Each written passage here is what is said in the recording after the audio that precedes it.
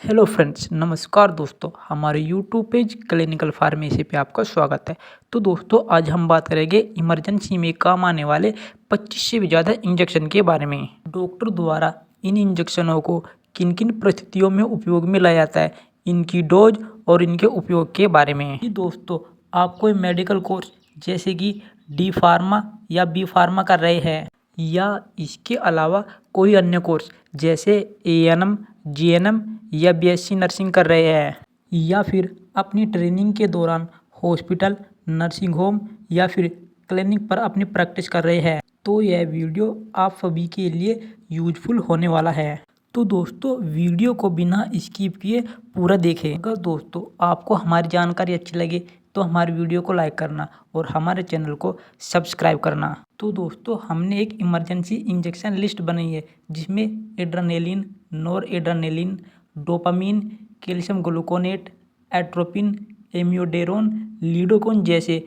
25 इंजेक्शनों को अपनी लिस्ट में रखा है। इन सभी इंजेक्शनों के रूट, डोज और उपयोग के बारे में बात करेंगे। हमारा पहला इमरजेंसी इंजेक्शन है एड्रेनालिन इंजेक्शन। तो दोस्तों, अब हम इसके उपयोग के बारे में बात करेंगे।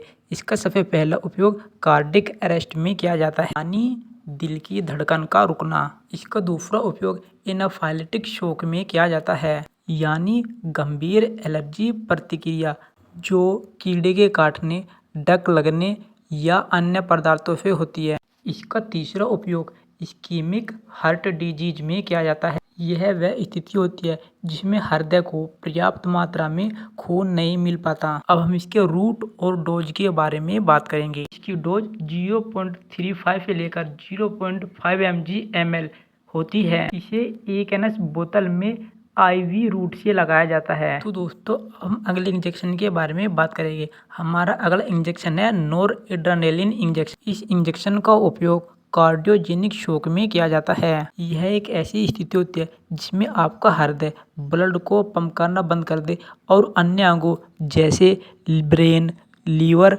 किडनी या अन्य ऊतकों भी पर्याप्त मात्रा में खून नहीं मिल पाता। तो दोस्तों, अब हम इसकी डोज के बारे में बात करेंगे। इसकी डोज 0.025 से लेकर 0.04 mg/kg होती है। तो दोस्तों, हमारा अगला इंजेक्शन है डोपामिन इंजेक्शन। इस इंजेक्शन का उपयोग लो ब्लड प्रेशर में किया जाता है, यानी निम्न रक्तचाप। इसका दूसरा उपयोग कंजेस्टिव हार्ट फेलियर में किया जाता है, जिसमें आपका हृदय एकदम से काम करना बंद कर देता है, तो उस स्थिति में से भी दिया जाता है। हम इसकी रूट और डोज के बारे में बात करेंगे। इसकी जो डोज होती है वो 10 से 20 mg/kg IV होती है। तो दोस्तों, हमारा अगला इंजेक्शन है कैल्शियम कार्बोनेट इंजेक्शन। इंजेक्शन का उपयोग कार्डिक अरेस्ट में किया जाता है। यदि किसी व्यक्ति को कार्डिक अरेस्ट की स्थिति बनी है तो तब भी इस इंजेक्शन को दिया जा सकता है। दूसरा उपयोग हाइपरकैलेमिया में किया जाता है, यानी खून के अंदर पोटेशियम की मात्रा का बढ़ना। इसका तीसरा उपयोग हाइपर मैग्नीशिया में किया जाता है, यानी खून के अंदर मैग्नीशियम की मात्रा का बढ़ना। इसका चौथा उपयोग हाइपोकैल्सीमिया में किया जाता है, यानी खून के अंदर कैल्शियम की मात्रा का कम होना। दोस्तों, अब हम इसके रूट और डोज के बारे में बात करेंगे कि 10% सोल्यूशन को 10 से 15 IV या IM 2 से 3 मिनट में दे सकते हैं। तो दोस्तों, हमारा अगला इंजेक्शन है एट्रोपिन सल्फेट इंजेक्शन। इस इंजेक्शन का उपयोग ब्राडीकार्डिया में दिया जाता है, जिसमें हमारी heart rate beat per minute 60 से नीचे आ जाती है, तो उस स्थिति को ब्राडीकार्डिया कहा जाता है। इसका अगला उपयोग ऑर्गेनोफॉस्फेट पॉइजनिंग में किया जाता है। यदि कोई व्यक्ति पेस्टिसाइड या कार्बामेट खाता है तो उस स्थिति में भी इस इंजेक्शन का उपयोग किया जाता है। तो दोस्तों, अब हम इसके रूट और डोज के बारे में बात करेंगे। इसकी जो डोज होती है वो 0.5 से लेकर 1 mg एवरी 3 से 5 मिनट IV पुश होती है, यानी इसे 3 से 5 मिनट के अंदर 0.5 या 1 mg डालना है। तो दोस्तों, हमारा अगला इंजेक्शन है एमियोडेरोन इंजेक्शन। इस इंजेक्शन का उपयोग वेंट्रिकुलर फिब्रिलेशन में किया जाता है, यानी आपके वेंट्रिकल्स अनियमित रूप से धड़कते हैं की स्थिति के रूप में भी इसका उपयोग किया जाता है। इसका दूसरा उपयोग वेंट्रिकुलर टेकिकार्डिया में किया जाता है, यानी वेंट्रिकल्स की स्पीड 60 से बीट पर मिनट होती है। अब हम इसकी डोज और रूट के बारे में बात करेंगे। इसकी डोज 125 से लेकर 300 बीपीएम रैपिड पुश होती है। तो दोस्तों अब हम अपने अगले इंजेक्शन के बारे में बात करेंगे। हमारा अगला इंजेक्शन है लिडोकेन इंजेक्शन। इस इंजेक्शन का उपयोग वेंट्रिकुलर टेकिकार्डिया में किया जाता है। इसका दूसरा उपयोग एक्यूट मायोकार्डियल इन्फ्रेक्शन के दौरान भी किया जाता है, यानी तीव्र दिल का दौरा पड़ने के दौरान भी इसका उपयोग किया जाता है। इसका तीसरा उपयोग हार्ट सर्जरी के दौरान भी किया जाता है। इसके रूट और डोज के बारे में बात करेंगे। इसकी जो डोज होती है वो 0.1 से लेकर 1.5 mg kg slow IV push होती है। तो दोस्तों हमारा अगला इंजेक्शन है एडिनोफिन इंजेक्शन। इस इंजेक्शन का उपयोग पेरोक्सिमल सुप्रा टेकिकार्डिया वेंट्रिकुलर के रूप में किया जाता है। यह सुप्रा टेकिकार्डिया वेंट्रिकुलर का ही रूप है। तो दोस्तों अब हम इसकी डोज और रूट के बारे में बात करेंगे। इसकी जो डोज है वो 6 mg रैपिड IV पुश और 12 mg रैपिड IV पुश होती है। तो दोस्तों अब हम अपने अगले इंजेक्शन के बारे में बात करेंगे। हमारा अगला इंजेक्शन है स्मोलोल इंजेक्शन। इस इंजेक्शन का उपयोग एट्रियल फ्लूटर में किया जाता है और इसका दूसरा उपयोग एट्रियल फिब्रिलेशन में किया जाता है, यानी जब आपके एट्रियल अनियमित रूप से धड़कते हैं तब भी इस इंजेक्शन का उपयोग किया जाता है। इस इंजेक्शन का तीसरा उपयोग PSVT यानी पेरोक्सिमल सुप्रा वेंट्रिकुलर टेकिकार्डिया में भी किया जाता है। अब हम इसकी रूट और डोज के बारे में बात करेंगे।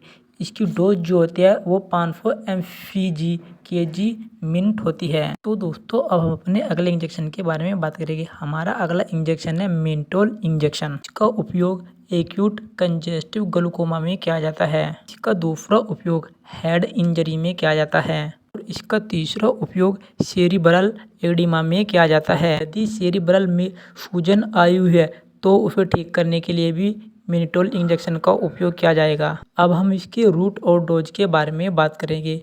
इसकी जो डोज होती है वो 1.5 से लेकर 2g ग्राम kg इन्फ्यूज्ड ओवर 30 से 60 मिनट होती है। तो दोस्तों अब हम अपने अगले इंजेक्शन फ्यूरासेमाइड के बारे में बात करते हैं।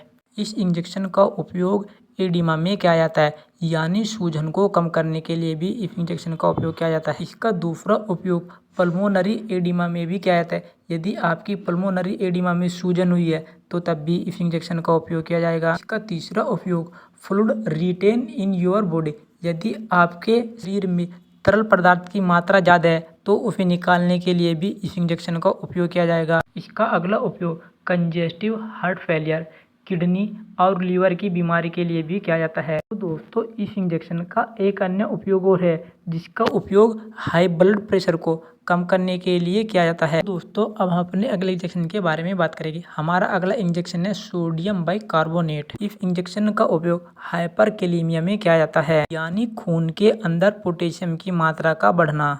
इसका दूसरा उपयोग TCI tricyclic anti depressant agent के रूप में भी किया जाता है। इसका तीसरा उपयोग टॉक्सिसिटी एंड एस्प्रिन पॉइजनिंग के रूप में भी किया जाता है। अब हम इसकी रूट और डोज के बारे में बात करेंगे। जो इसकी डोज होती है वो होती है 300 से लेकर 500 ml IV push in your body. तो दोस्तों हमारा अगला इंजेक्शन है फॉस्फोफिनोटोइन इंजेक्शन। इस इंजेक्शन का उपयोग स्टेटस एपिलेप्टिकस में किया जाता है। यदि किसी व्यक्ति को दौरे, सीजर या कन्वुलेंस की समस्या हो तो उस स्थिति में इस इंजेक्शन का उपयोग किया जाता है। हम इस इंजेक्शन की डोज और रूट के बारे में बात करेंगे कि जो डोज होती है वो 15 से 20 mg kg flow in your continuous infusion 150 mg minute होती है। दोस्तों हमारा अगला इंजेक्शन है नाइट्रोग्लिसरीन इंजेक्शन। इंजेक्शन का उपयोग हाई ब्लड प्रेशर को कम करने के लिए किया जाता है। इसका दूसरा उपयोग अनस्टेबल एंजाइना पेक्टोरिस में किया जाता है, यानी असामान्य रूप से सीने में दर्द। इसका तीसरा उपयोग कोरोनरी आर्टरी स्पम में किया जाता है। इसका चौथा उपयोग मायोकार्डियल इन्फ्रेक्शन में किया जाता है, यानी दिल के दौरे के दौरान। अब हम इसकी रूट और डोज के बारे में बात करेंगे। इसकी डोज 0.5 से लेकर 2.0 mg मिनट होती है। तो दोस्तों हमारा अगला इंजेक्शन है नेलोक्सोन इंजेक्शन।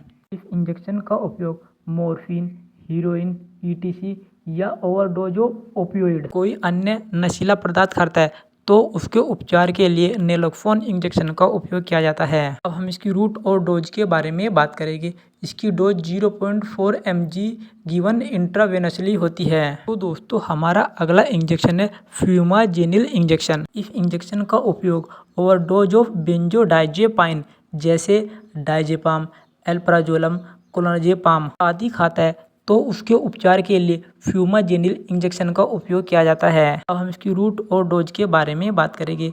इसकी dose internal dose 0.2 mg IV for 30 second होती है। हमारा अगला इंजेक्शन है मैग्नीशियम सल्फेट इंजेक्शन। इस इंजेक्शन का उपयोग हाइपोकैलेमिया में किया जाता है। इसका दूसरा उपयोग हाइपोमैग्नीसिमिया में किया जाता है, यानी खून के अंदर मैग्नीशियम की मात्रा का कम होना। इसका तीसरा उपयोग सडन कार्डिक डेथ में किया जाता है और इसका चौथा उपयोग एक्लेम्पीसिया में किया जाता है।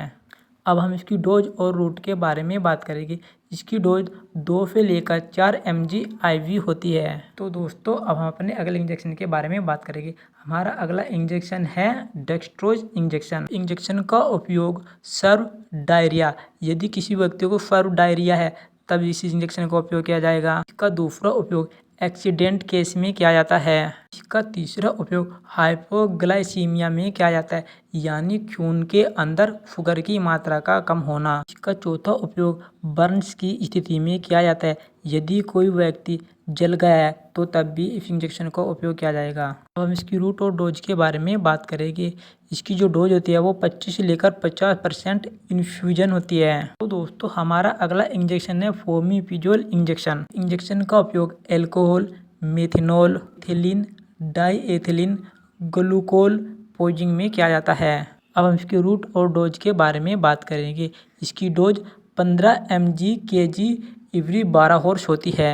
दोस्तों अब हम अपने अगले इंजेक्शन के बारे में बात करते हैं। हमारा अगला इंजेक्शन है हाइड्रोकोर्टिकोन इंजेक्शन। इस इंजेक्शन का उपयोग दर्द को कम करने के लिए, खुजली को कम करने के लिए और सूजन को कम करने के लिए और तीव्र एलर्जी को कम करने के लिए किया जाता है। विजन प्रॉब्लम, यदि किसी व्यक्ति को देखने में दिक्कत है तब भी इस इंजेक्शन का उपयोग किया जाएगा। यदि किसी व्यक्ति को ब्लड और बोन मैरो प्रॉब्लम है तब भी इस इंजेक्शन का उपयोग किया जाएगा। तो दोस्तों अब हम इसकी रूट और डोज के बारे में बात करेंगे।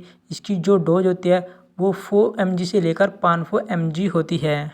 तो दोस्तों हमारा अगला इंजेक्शन है डाइफेनहाइड्रामीन इंजेक्शन। इस इंजेक्शन का उपयोग एलर्जिक रिएक्शन में किया जाता है। इसका दूसरा उपयोग वाटरी आई, स्नीजिंग, रनी नोज में भी किया जाता है। यदि किसी व्यक्ति को कॉमन कोल्ड या हाई फीवर है तो उस स्थिति में भी इस इंजेक्शन का उपयोग किया जाएगा। हम इसके रूट और डोज के बारे में बात करेंगे। इसकी डोज 10 से 50 mg होती है।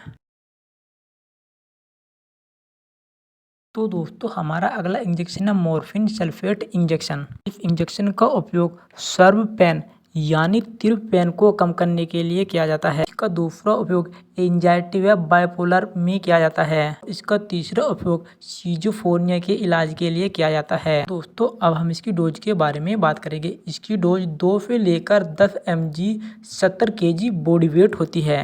तो दोस्तों अब हम अपने अगले इंजेक्शन के बारे में बात करेंगे। हमारा अगला इंजेक्शन है एंटीवेनम इंजेक्शन। इंजेक्शन का उपयोग स्नेक बाइट के रूप में किया जाता है। जब किसी व्यक्ति को कोई सांप काट लेता है तो तब इस इंजेक्शन का उपयोग किया जाता है। अब हम इसके रूट और डोज के बारे में बात करेंगे। इसकी जो डोज होती है वो 10 वायल 1 NS बोतल रैपिड पुफ 30 मिनट होती है। हमारा अगला इंजेक्शन है हाइड्रोक्सोकोबालेमिन इंजेक्शन। यह इंजेक्शन विटामिन B12 का ही एक रूप है। इंजेक्शन का उपयोग विटामिन B12 डिफिशियंसी के कारण होने वाले एनीमिया के इलाज के लिए किया जाता है। इसका दूसरा उपयोग साइनाइड पॉइजनिंग के रूप में किया जाता है।